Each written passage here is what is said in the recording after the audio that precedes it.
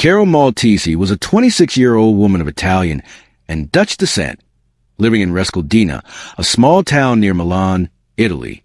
She was a mother to a 6-year-old son who resided with his father in Verona. To support herself and maintain financial independence, Carol entered the adult entertainment industry under the stage name Charlotte Angie. Her career gained traction during the COVID-19 lockdown when she began creating content for OnlyFans. She reportedly earned up to 10,000 euros per month through her work on the platform. Carol was candid about her choices and the criticism she faced. As a mother working in a stigmatized industry, she often confronted societal judgment.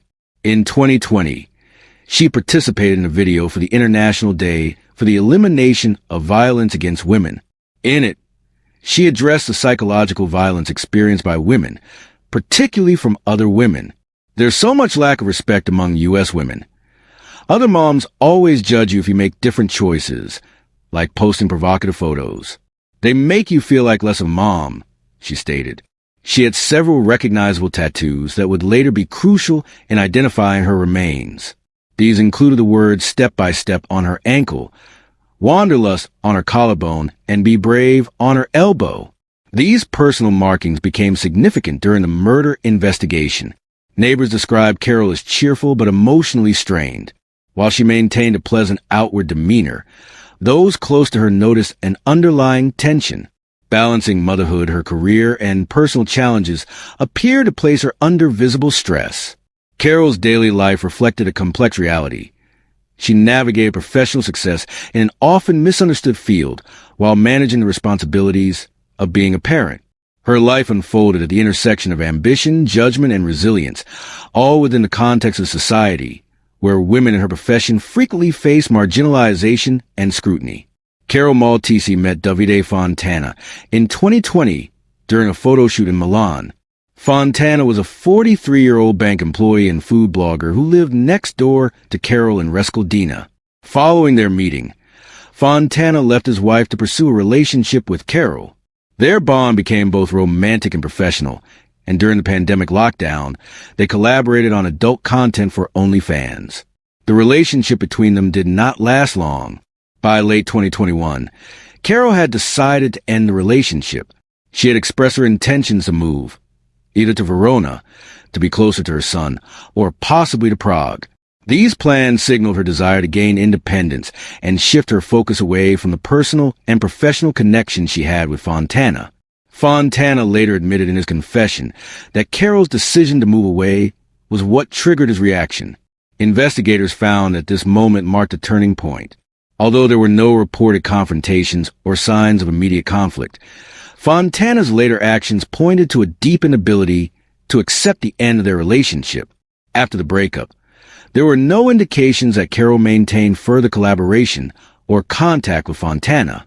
Her decision to move was communicated, and there is no documentation suggesting she anticipated any threat from him.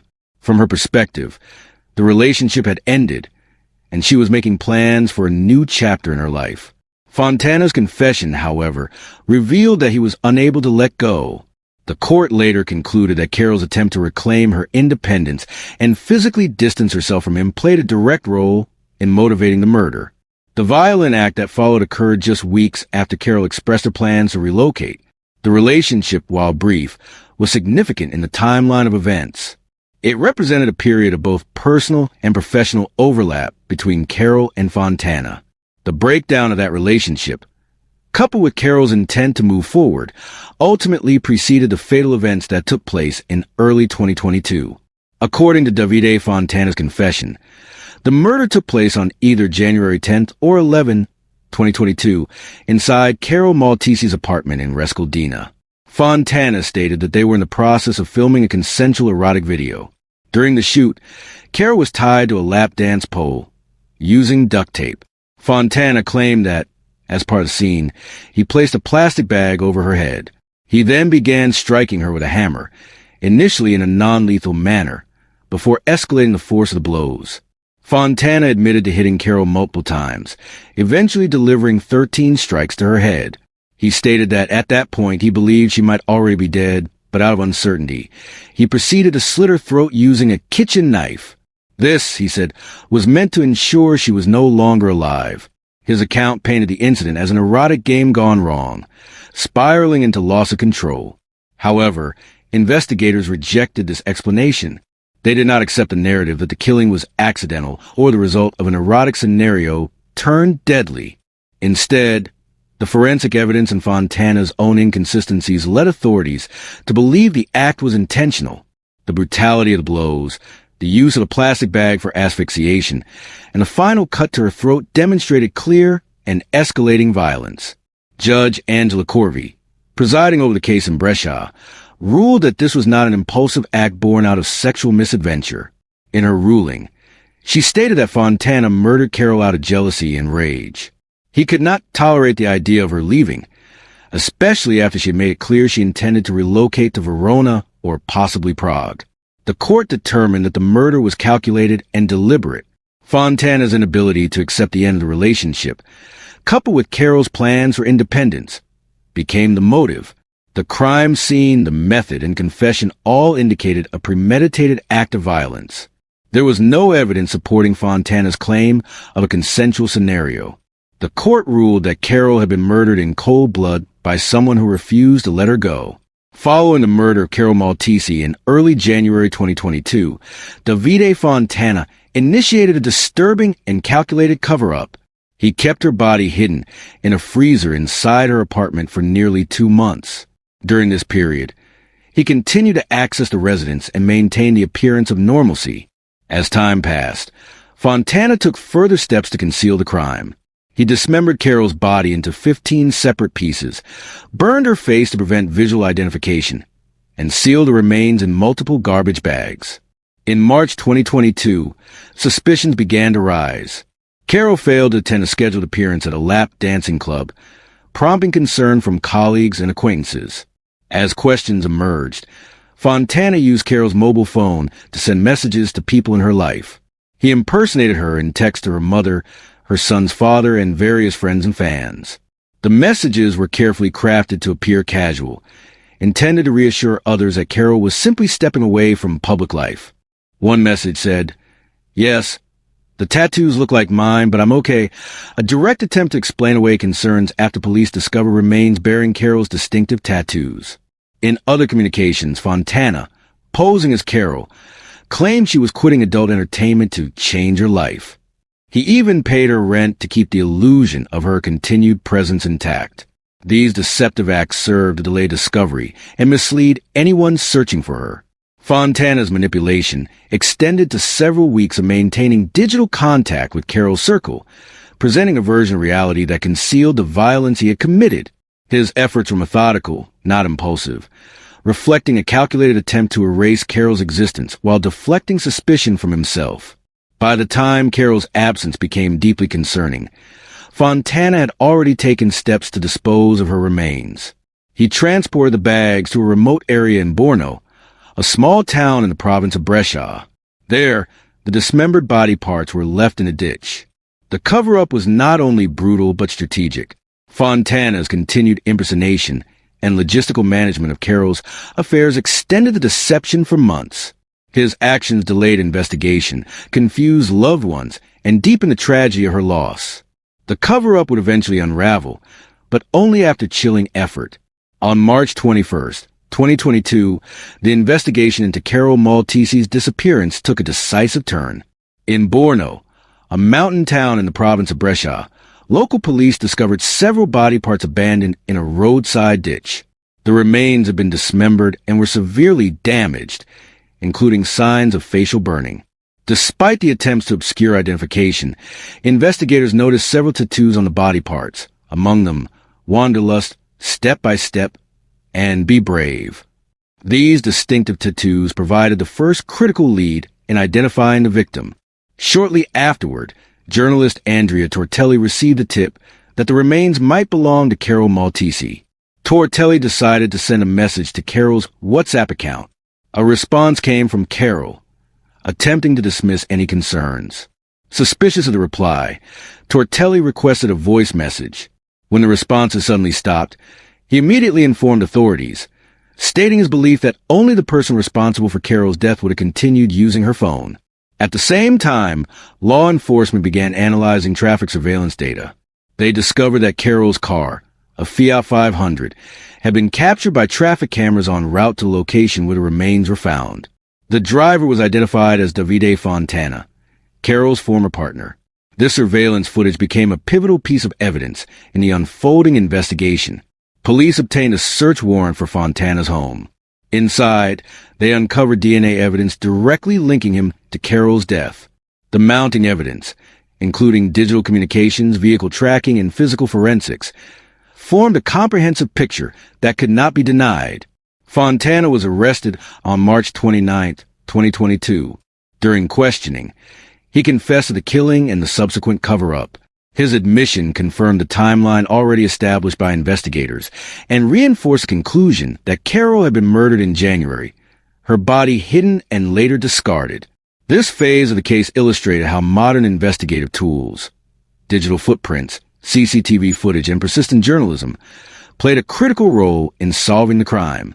The recovery of Carol's body, aided by her tattoos and careful public reporting, brought clarity to a case that had been shrouded in deception. The arrest marked the beginning of formal proceedings that would soon follow. In 2023, Davide Fontana stood trial at the court of Busto Arsizio for the murder of Carol Maltesi. The prosecution sought life imprisonment, citing the brutality of the killing and the cover-up that followed. However, the presiding judges handed down a 30-year sentence, arguing that the crime lacked premeditation and cruelty.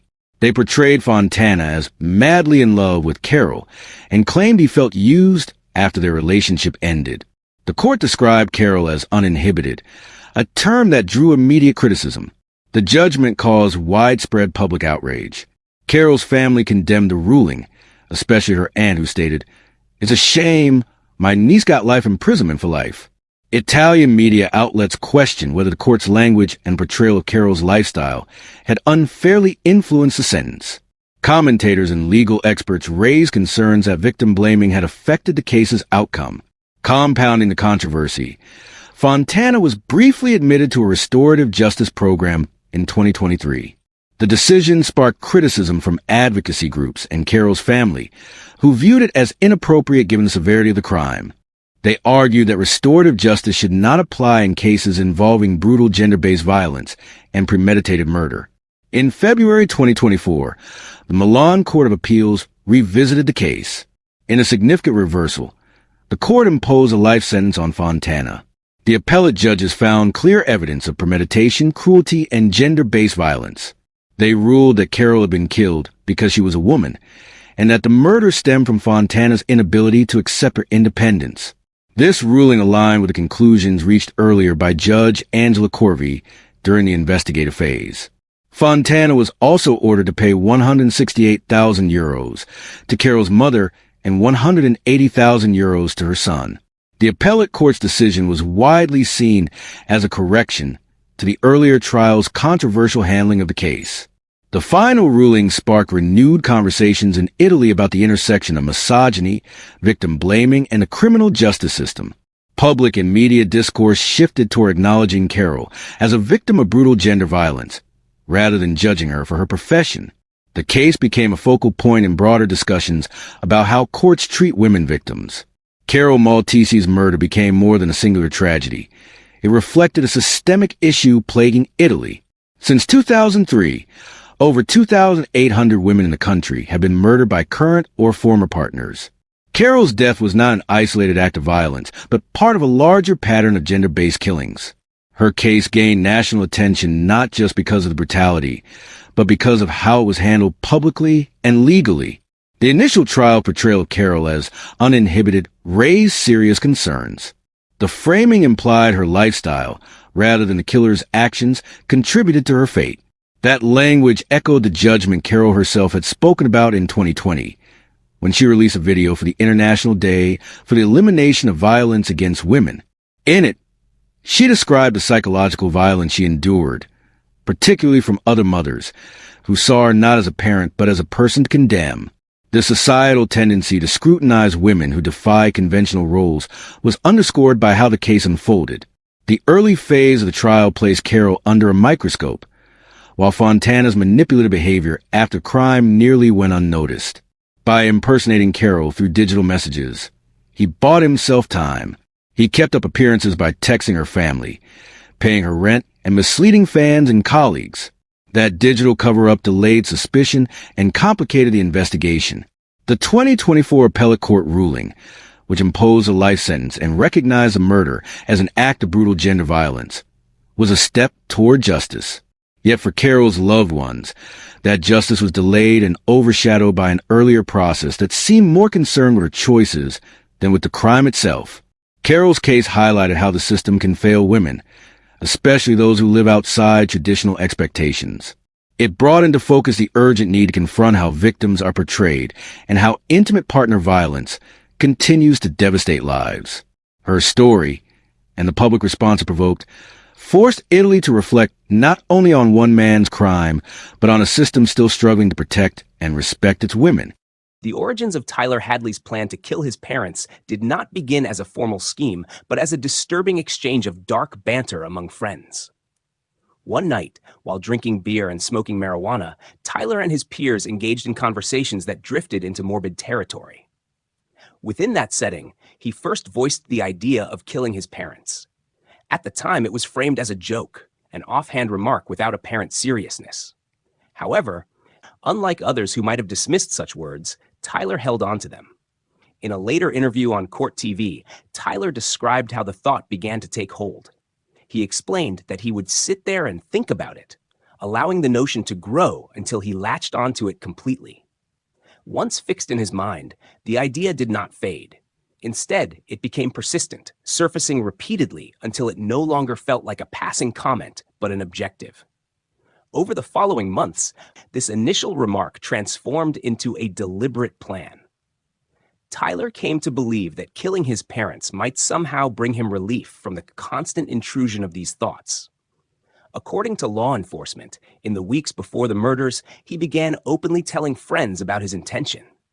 He even shared that, after the killings, he planned to host a party at his house, remarking that it had never been done before.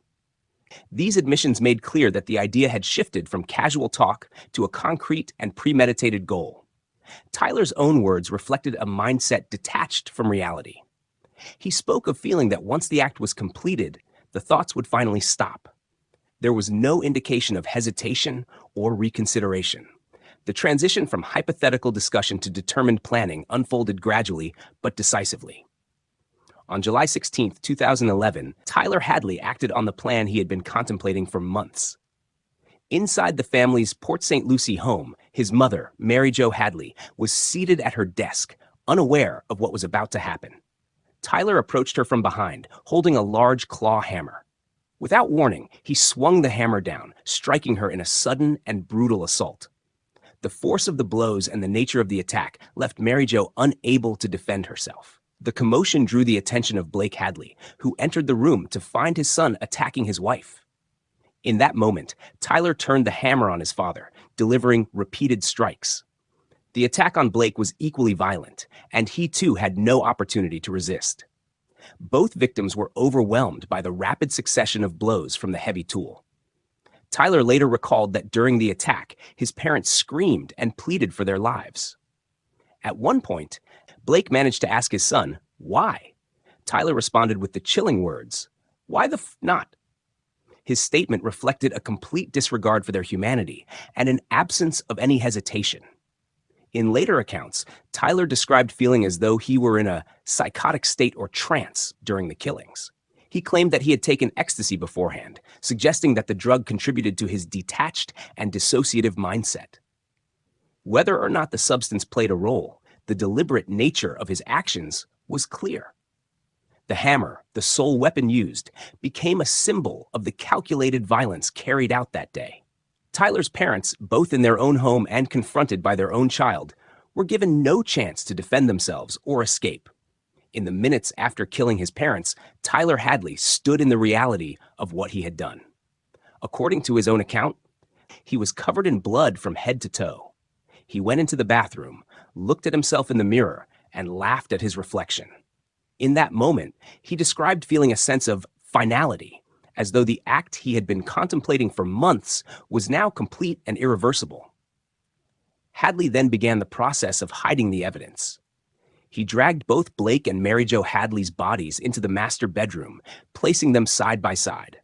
To conceal them, he gathered a random assortment of household items, linens, books, picture frames, and towels, and piled them over the bodies. The arrangement was haphazard, but designed to obscure what lay beneath. The cleanup was extensive. For approximately 3 hours, Hadley worked to remove blood from various parts of the house, attempting to erase any signs of the violence that had occurred. His goal was to restore the appearance of normalcy so that guests arriving later would not suspect anything unusual. In addition to cleaning, he took steps to limit immediate discovery. He locked the family dog in a closet, ensuring that it would not interfere or alert anyone. He also hid his parents' cell phones, removing another potential source of interruption or suspicion. These actions demonstrated a calculated approach, suggesting that even in the aftermath of extreme violence, he was thinking about controlling the crime scene. This period reveals a stark contrast in his mindset. Only hours earlier, he had committed an unthinkable act against his own parents. Now, he was methodically preparing his home for a social gathering. His focus shifted almost seamlessly from homicide to party planning, indicating a disturbing level of emotional detachment. By the time the cleanup was complete, the house no longer bore immediate, visible signs of the crime. The concealed bodies, hidden items, and cleaned surfaces allowed Hadley to move forward with the next stage of his plan, inviting friends over to the same home where the murders had just taken place. This transition marked one of the most unsettling elements of the case. With his parents' bodies concealed in the master bedroom, Tyler Hadley shifted his focus to the next stage of his plan. He began contacting friends, inviting them over, and assuring them that his parents were out of town. To broaden the invitation, he posted a message on Facebook. "Party at my crib tonight. Maybe." The casual tone drew interest and encouraged more people to attend. As evening fell on July 16, 2011, guests began arriving at the Hadley residence. Word spread quickly, and by night's end, more than 60 people, mostly teenagers, had gathered inside. The atmosphere was consistent with a typical teenage house party. Music played, conversations flowed, and groups congregated to drink alcohol and smoke marijuana. For most attendees, it was simply another night of socializing. However, a few guests noticed unsettling details.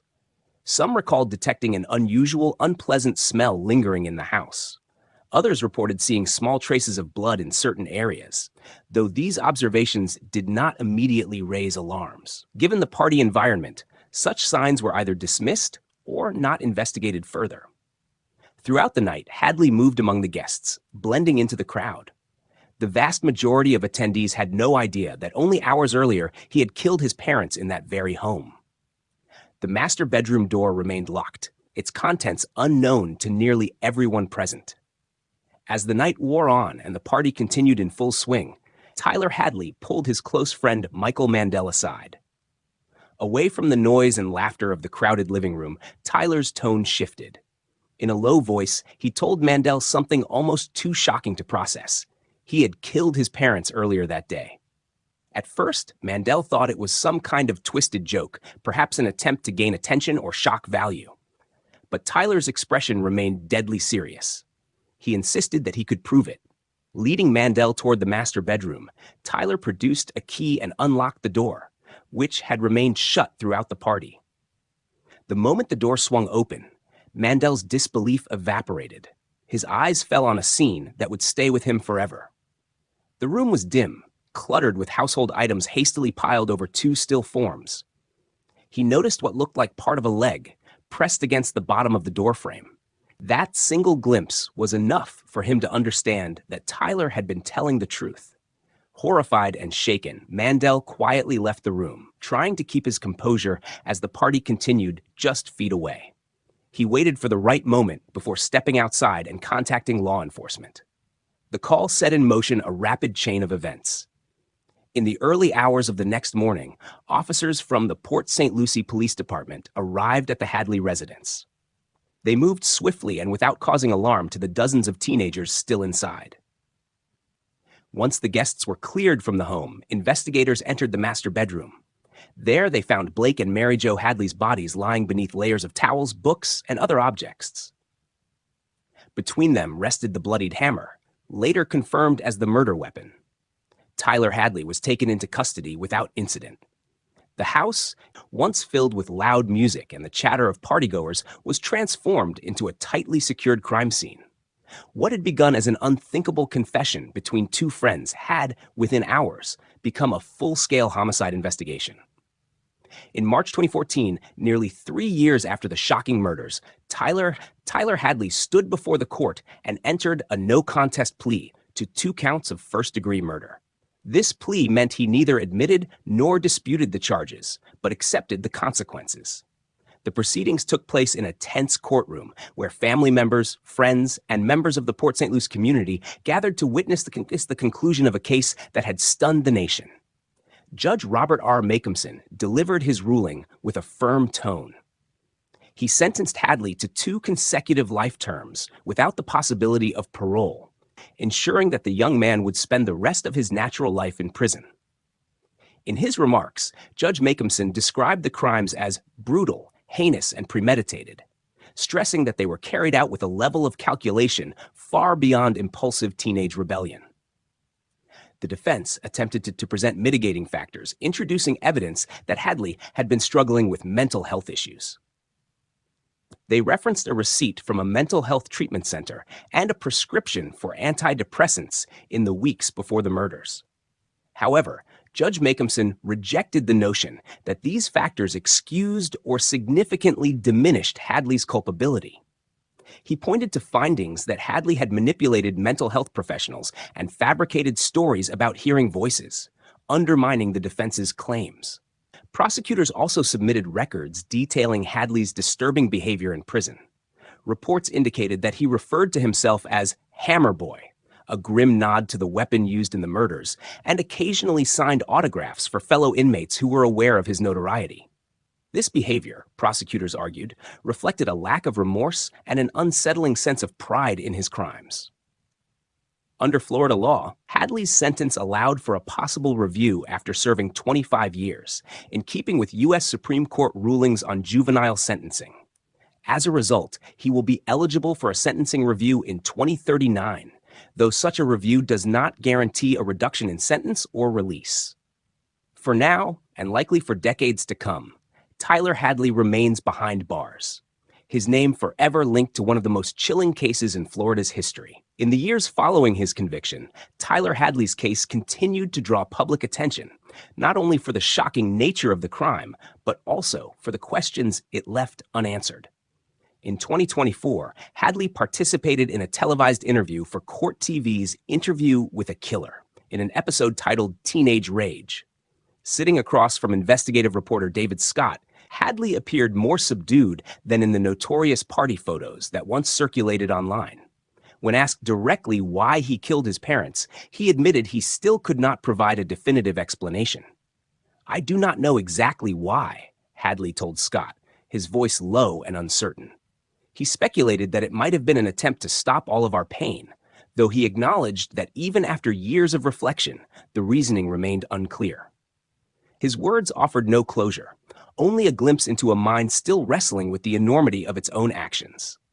The interview reignited public debate, with some viewers interpreting his comments as evasive, while others saw them as evidence of deep psychological disturbance. Legal analysts revisited the court records, highlighting the original sentencing judge's conclusion that Hadley had manipulated mental health evaluations.